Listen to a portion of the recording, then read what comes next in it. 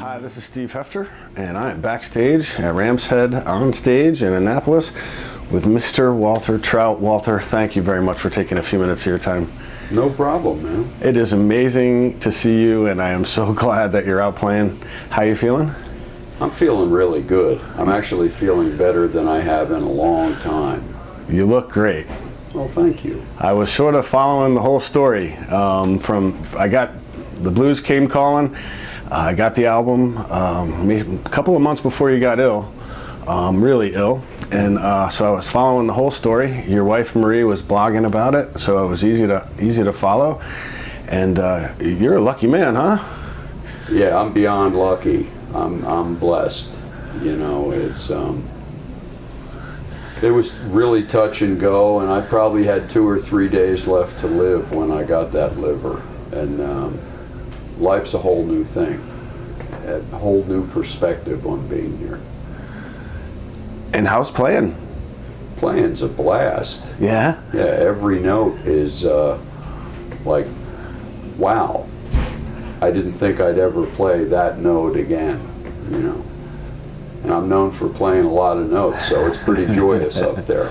And your first show was at Royal Albert Hall? Yes, it was. That was the first show in almost 2 years. How'd it feel to walk out on stage? Unbelievable. Yeah. I was very apprehensive. I wonder what's going to happen. Am I going to be able to play? Am I going to fall over? Right.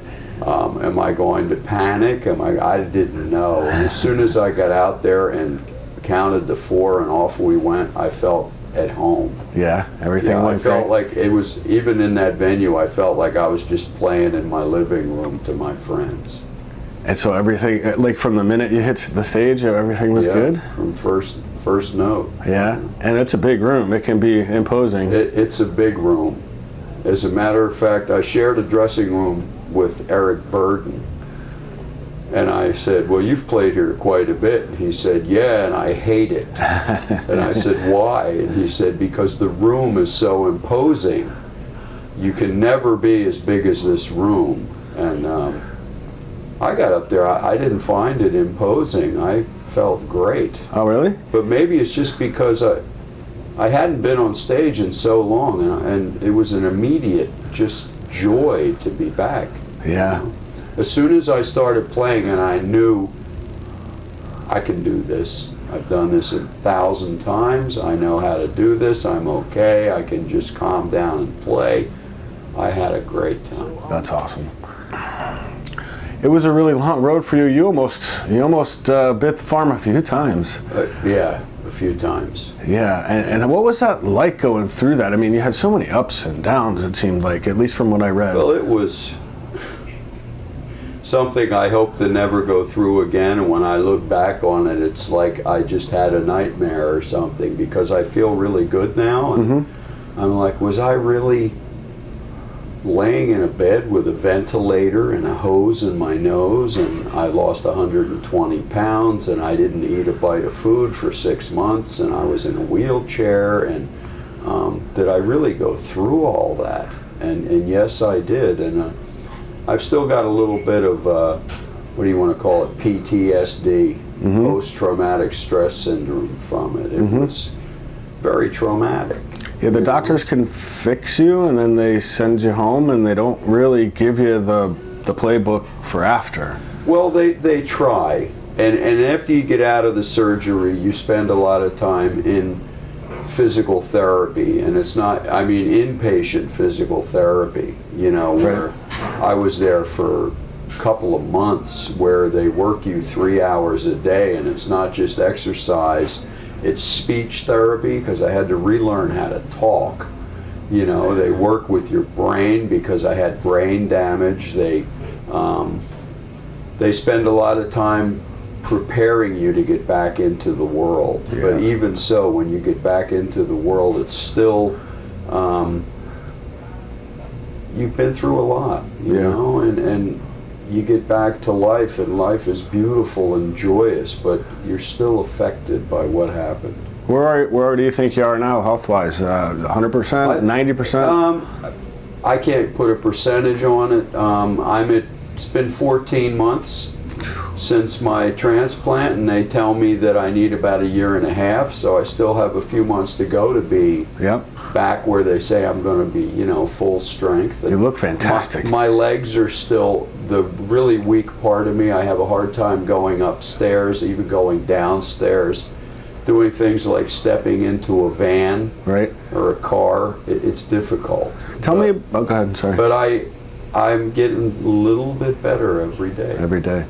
Tell me about the album, The Blues Came Calling. There's a few songs on that album that you wrote while you were sick. Is that correct? I wrote the whole thing while I was sick. It's an amazing piece of work.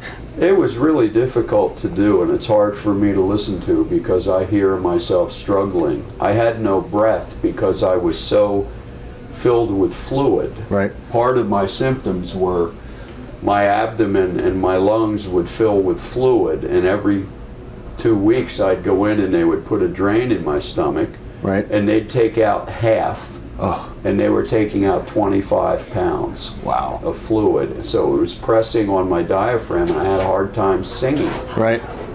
I'm sorry. And so that, I hear myself struggling on there, but I was determined to finish that record. Now I've just finished a new record, which I think is the best thing I've ever done. It comes out 23rd of October. What's the name of that? It's called Battle Scars, and it's basically the whole story of what I went through put to music. That must I have did been. a concept album. Was that difficult to do? Well, I had to relive it. I had to sit down and go, what was it like laying in that bed, thinking you're going to die, and having people in the next room die, and hearing their families crying in the halls, and knowing I could be the next one. And so there's a lot of that. There's a song about when I die and my soul leaves my body, what that's going to feel like. That's called Fly Away. There's a song called Omaha, because that's where I got the transplant. Right. I mentioned the doctor by name in the song, Who was a doctor? Dr. Dan Schaefer. Okay. And so I'm very excited about that one, and I was pretty much at full strength playing and singing on there, and I can't wait to hear it. I'm very proud of it, actually. Yeah, just for a second, I want to go back to Blues Came Calling, because there's Yeah. a song on there called The Bottom of the River. Sure. And I was going through my own health issues and recovering from nothing as monstrosity, as big as what you were going through. I was in the hospital for a long time, did my own recovery, and was listening to that, and boy, I tell you, that song, it made me cry the first time I heard it. Oh, thanks. man. And I still listen to it every day, and there's a few lines in that song that I try to live by, Which ones? It's not my time to die. Yeah. Yeah, it wasn't my time to go There you either. go. That song must have been really difficult to sing, really difficult to play. You know something? The part of it was writing it. I was like, I want to write a song about what I'm going through, and I wrote that whole album while I was sick, right? And I tried. One day I thought, and my wife said to me, "It's almost like you're a man drowning," because I was telling her, I don't know if I can finish this record. I don't know if I can put up with this pain. Maybe I'm ready to go. And she wouldn't hear of it. And she said, "You're like a man drowning, and you gotta swim to the surface, and you have to fight for breath, and you have to fight for your life." And I thought, wow, that's a really good analogy for a song. So once I had that thought in mind, Right. writing that song took about 5 minutes. You can almost tell, because within 4 lines, you're in that song. You Yeah. know, I mean, you know what's happening, and you're there. Yeah. And I think only someone that was living it at the time could have wrote a song like that, or an album like Yeah. that. That album was But- pretty incredible. But it actually, that song ends on a positive note. Oh, sure. I cheat death, Yep. which I wasn't sure if that was going to happen. That's a hopeful song. But you wrote it that way. Yeah. Yeah. Tell me a little bit, if we could go way back to your history. I didn't know, but you played with John Lee Hooker. Yeah. Yeah. Big Mama Thornton. Percy Mayfield, Bo Diddley, Lowell Folsom. I can't remember them all. So, and John Lee Hooker in particular, what you have a story, a memory about him that you want to tell me?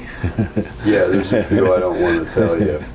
I can tell you kind of a funny one. When I got in the band, there was no rehearsal, and the band leader was Deacon Jones, who I ended up, he played in my band for a while, and he's played on all my records, except for this past one, but he's on there, you'll find him. He's a Hammond B3 player. Right. And he said, all you got to do is play E. And this is how he explained it. Here's how it goes. Call it Stormy Monday, E. Tuesday's just as bad, E. Wednesday's worse, E. Thursday's also sad, E. And I said, I got it, I play E. He says, except for when we do the boogie, then you play A. Okay, I got it. At about the fourth night, I had a hard time communicating with the Hook because I couldn't understand him when he spoke. You know, he was very hard to understand when he talked. Right. And one night, just to make conversation, I said, hey man, we're not playing one bourbon, one scotch, one beer. You know, how come we haven't done it? And he said, I don't think you can follow the changes. It wasn't all E. Well, I was told to play E, so I'm doing my best to play that E chord. I didn't say it, but I thought that was a very funny little, but yeah, I got along good with him. The one who was really fun was Big Mama Thornton. She was a blast. Yeah. Yeah. And if you there's a documentary about my life that my son has here tonight. It's in the collector's edition of The Blues Came Calling. It has a DVD with it. And there's footage of me with Hooker. Oh, cool. And there's footage of me with Big Mama Thornton. And the footage with Big Mama, I tell the story, and you can see it in there. I used to goof around with her on stage, and I go up to her and I'm whispering in her ear. You can see it in the clip, and what I'm saying is, hey Mama, I love you, baby. Come on, give me a kiss, baby, give me a kiss. And she turns around and she looks at me and goes, oh, and she pushes me back. It's awesome. Yeah, I can't wait to see it. Yeah, it's a funny little I didn't know clip. there was a DVD, a collector's edition of that. Yeah, I'll have to make sure I get it. It's a good DVD. There's clips from Canned Heat. There's clips from Mayall. Tell me about Mayall and the Blues Breakers. Well, that was the pinnacle, man, of being a blues guitar playing sideman. You're on the mountaintop, man, when you get that gig. Yeah. You could go out and who are you going to play with that's a bigger gig than that? You could say, well, B.B. King or Buddy Guy, but with them, you're going to play chords all night. With Mayall, you solo on every song. He yells your name on every song, and he also gives his guys, if you can sing, he says, go ahead, take the front of the stage, and he features you. He makes people in his band well known. He gives them the chance to grow and to present themselves to the world. Yeah. And after you've been in his band, you either go solo or you step downwards. Yep. Because that's the pinnacle. And you went solo. I went solo. It was the only thing I could see to do. Yeah. I could have stayed in his band. I could have still been in his band. We're dear friends. He just played with me in L.A. Yeah, I know. about a month ago. Yeah. And and he's on Blues Came a-Calling too. yeah, he is. Yeah. But I just wanted to do more. I had songs. I wanted to do my own music, you know, and he was behind me. He was fine with it. Well, that's sort of what he's known for, right? Yeah. I mean, these artists come up through He takes people and he develops them, presents them to the world, and then it's like you leave the womb of the Blues Breakers and you come out into the world on your own. And he's still doing it. Great man. He's a dear friend. He's an icon. My love and respect for that man is hard to express. I know without him, I would not have this career. That's a pretty big statement there. Yeah. Yeah. Tell me about, do you have a relationship with Mike Zito? Mike Zito's one of my best friends. Have you talked to him and asked him about me? I interviewed him here about a week and a half ago. Did you mention me? We talked briefly about you. Because did he tell you that I sobered him up? No, we didn't get. I know that, and I was hoping you could tell me, but Well, you know, the person who sobered me up was Carlos Santana. Mm-hmm. He spent 3 days with me, and he said basically, "You're an asshole. You're in a world-famous band with John Mayall. A 1,000 guitar players would give anything to have that slot, and you're so drunk on stage. You've been given a musical gift. You have a gift. You could be a great musician, but you're so drunk on stage, you're doing this to the one who gave you the gift. You're not taking it serious." And I got sober, and I quit all drugs. When was that? That was in July of 1987. Oh, okay. So I did the same thing with Mike. I saw him I was sober, and he was opening up for me a lot of shows, and I saw him just getting hammered. And I went up to him and I said, "Man, you're an incredible musician. You have this unbelievable gift, man. The sky's the limit for you." But I gave him the same rap Carlos gave me. Take it serious, develop it. Respect the gift you've been given. Use it to the utmost. And he's done it, and I'm so proud of him, and I love him dearly. That's fantastic. Yeah, him along with the help of his wife. Well, yeah, sure. Right? Yeah. And so speaking of wives, your wife is an amazing woman. I agree. She's unbelievable.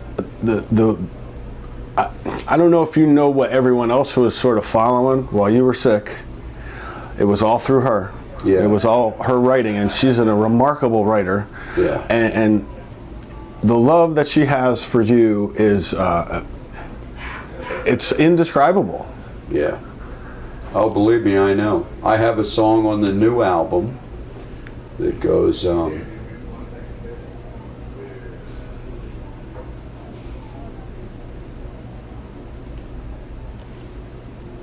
I'm sorry, Walt, do you want to take a break? it's okay. Okay.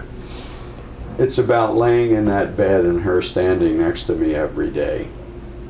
That's this one song, and a verse is, "Night would fall and you'd still be there, standing right beside me with blue eyes and golden hair, and I could see the love you have for me is forever." And that's a verse for her. That pretty much sums it up, huh? Yeah, it does. Yeah. I don't know if I can convey to you how much I can feel what you're saying because of what I went through, and maybe we can talk after, but Sure. I won't clutter the interview with it. So what now for you? You have a new album. You're out touring, kicking ass again. What are the next steps for Walter Trout? Live life to the fullest. Be an artist, be a husband, be a father. Speaking of which, you got your son John playing with you? Yes, I do. And That's he's a- road managing the band. And doing a great job, He's too. doing a great job. Yeah, that's amazing. And my 13-year-old son Dylan was with us for a few days, and he'd get up and play drums with us. And my middle son Michael is back home because he has a really good job right now, so he's working hard. Good.